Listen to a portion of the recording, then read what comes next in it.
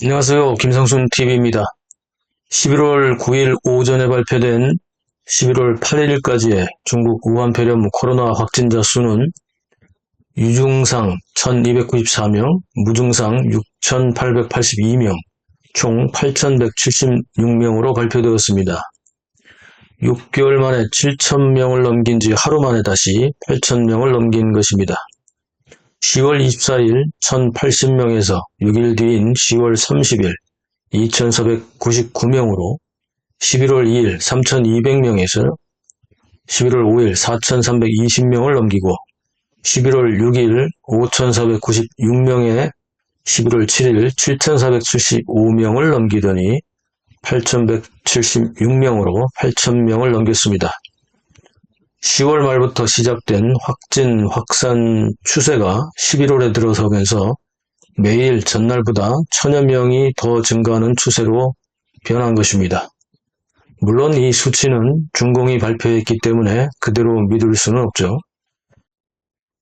중국인들은 중공이 발표하는 숫자에 공을 지금은 2개 정도 더 붙여도 현실적인 확진자 수치를 반영하지 못할 것이라고 중공 당국의 발표를 조롱하고 있습니다. 중공은 갈수록 중국 인민들의 신뢰를 잃고 있고 반복되는 강압적인 통제 방식에 중국 인민들의 불만도 갈수록 증가하고 있습니다. 당연히 중국에서의 경영 환경도 나빠지고 있죠. 반복해서 방송에서 강조드렸듯이 이미 중공 당국은 올해 연말 확진자가 계속 대폭 늘어날 것을 예상했던 것입니다. 각 지방마다 지금 엄청난 수의 임시격리 수용소가 계속해서 건설되고 있지만 각 수용소에 격리되는 사람들의 숫자는 갈수록 늘고 있습니다. 대량으로 늘어나는 임시격리 수용소가 지금은 오히려 수요를 따라잡지 못할 정도입니다. 임시격리 수용소가 이렇게 증가할 만큼 사실상 중국의 다이나믹 제로 코로나 방역 정책은 실패를 자인해야 합니다. 왜냐하면 매일 엉터리로 진행되는 핵상검사에 거리두기를 하지 않고 사람들이 몰리면서 오히려 확산을 부추기는 감염원이 되고 있기 때문입니다. 그리고 확진자가 발생하면 그 지역 주민 전체를 격리시키면서 오히려 집단으로 격리된 사람들끼리 상호 감염되는 부작용을 발생시키기 때문이죠. 세계 최대의 아이폰 생산 기지인河南省 정저우시의 폭스콘 공장은 오더가 넘칠 때에는 무려 35만 명의 직원들이 애플의 아이폰을 생산했습니다. 그런데 애플 아이폰의 신형 14 시리즈의 80%, 아이폰 14 프로는 85%를 생산하던 정저 폭스콘 공장은 이미 11월 2일 방송했던 것처럼 10월 29일부터 노동자들이 공장의 과도한 방역 통제로 대거 공장을 탈출했습니다. 특히 11월 3일 생방송에서 언급했던 것처럼 기숙사 726호실 8명의 집단 사망으로 공포에 질린 노동자들은 뒤도 안 돌아보고 공장 정문과 담을 넘어 탈출했습니다. 게다가 공장 안에서 계속해서 사망자가 출현하고 쓰레기 더미에서도 사망자 시체가 발견되었기 때문에 노동자들은 완전히 패닉 상태에 빠졌던 것입니다. 정저 폭스콘 공장은 10월 30일부터 평상시보다 4배나 많은 일일 장려금 지급을 제시했지만 이미 장기간 봉쇄 통제에 불만을 가진 노동자들의 탈출은 이어졌죠. 노동자들의 공장 대탈출이 이어지면서 결국 폭스콘 공장은 정저우시에 의해 11월 2일부터 7일간 폐쇄되고 말았습니다. 폭스콘 공장은 공장 폐쇄가 종료되기 하루 전인 11월 8일 노동자들이 공장으로 다시 돌아오면 평시의 시급보다 무려 17배나 많은 위로금을 지급하겠다고 발표할 정도로 다급한 처지에 몰리게 되었습니다. 내년 2월 15일까지 한시적이긴 하지만 시간당 30위안 약 5,700원의 시급을 무려 500위안 약 95,000원까지 올려서 노동자들의 복귀를 제안했던 것입니다. 이 과정에서 생산에 타격을 받은 애플은 긴급조치로 인도의 하청 공장에서 아이폰 신형 14 시리즈를 생산하도록 조치했지만 올해 4분기 출하량이 목표치보다 약 200만에서 300만 대 감소할 것이라는 전망이 나올 정도로 생산 타격을 받았습니다. 이로 인해 애플의 주가는 계속해서 하락하고 있고 올해 전체 수익 전망에도 직접적인 타격이 될 것으로 전망하고 있습니다. 인도의 애플 하청 공장은 지금까지는 구형 아이폰을 주로 생산하는 역할을 담당했지만 이번 허난성 정저 폭스콘 공장의 노동자 탈출과 공장 폐쇄 조치에 따라서 지금은 애플 아이폰의 신형 14 시리즈 생산을 더욱 확대하고 있습니다. 게다가 중공 당국이 제로 코로나 정책을 계속 고수할 것이기 때문에 향후 인도 하청 공장의 물량은 계속해서 늘어날 것이라는 전망이 우세합니다.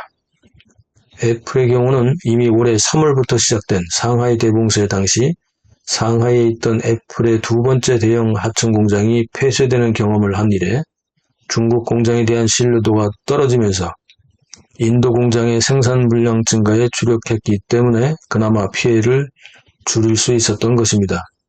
이번 폭스콘 공장 사태로 인도 공장은 지금까지 2 내지 4%에 불과했던 생산량이 향후 아이폰 생산의 40에서 50%까지 담당하는 대형 하청 공장으로 변모할 것이라고 합니다. 애플이 장악한 중국 내수 시장 물량으로 인해 중국 공장을 완전히 포기하지는 않겠지만 해외로 수출하는 물량의 대부분이 결국 중국에서 인도로 옮겨지게 된 것입니다. 중국의 수요와 생산에 집중했던 애플의 중국 집착은 결국 무의미한 제로 코로나 정책의 지속과 반복되는 봉쇄와 격리로 인해 큰 타격을 입었고 중대한 전략적인 변화를 선택할 수밖에 없는 상황에 직면한 것입니다. 그런데 문제는 중국 시장을 장악했던 애플이지만 중국 내부의 경기 불안과 경제 불안정으로 일자리 부족과 소득이 대폭 축소되는 등 중국 사회가 불안해지면서 중국의 내수 시장도 엄청난 위축을 맞이하고 있다는 것입니다. 결국 애플이 장악했던 중국의 내수 시장 판매량도 급격한 감소를 보이고 있고 중국 공장에서 생산하여 해외로 수출하던 물량도 공장 폐쇄와 확진자 증가 등으로 인해 생산 차질이 발생하고 있습니다. 이미 미국의 월가에서는 애플의 올해 연말 실적을 하향 조정하고 있을 뿐 아니라 2023년 1분기의 실적 전망까지도 하향 조정하기 시작했습니다. 그만큼 애플은 이번 폭스콘 정저 공장의 노동자 대탈출과 봉쇄 및 정저 시에 의한 공장 임시 폐쇄 조치에 대한 후유증을 앓고 있습니다. 연말 추수감사절과 성탄절 대목의 호황을 꿈꾸었던 애플은 말 그대로 일장 춘몽이 되었고 향후 불투명한 중공의 제로 코로나 정책에 대해서도 아무런 대안이 없습니다. 중국의 불경기로 인한 중국 내수시장 판매 부진은 앞으로도 계속될 것이고 시진핑의 고집스런 제로 코로나 정책으로 중국에서의 생산도 항상 불안한 상태가 계속될 것입니다. 중국 시장을 버릴 수도 없고 중국의 하청 공장 운영을 중단할 수도 없는 애플의 난감한 현실이 바로 지금 중국의 정치 환경과 경제 환경을 반영합니다.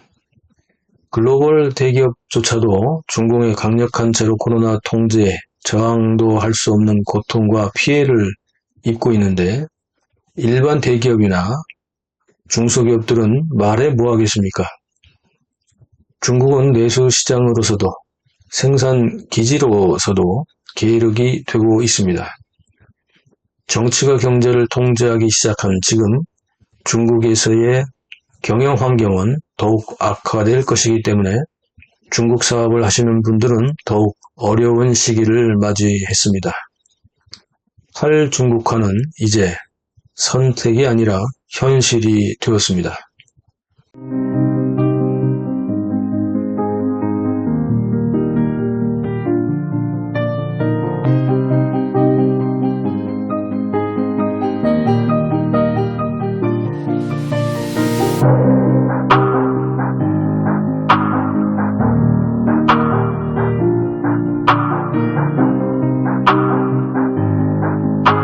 김상순의 시선논평이었습니다. 영상 어떻게 보셨습니까?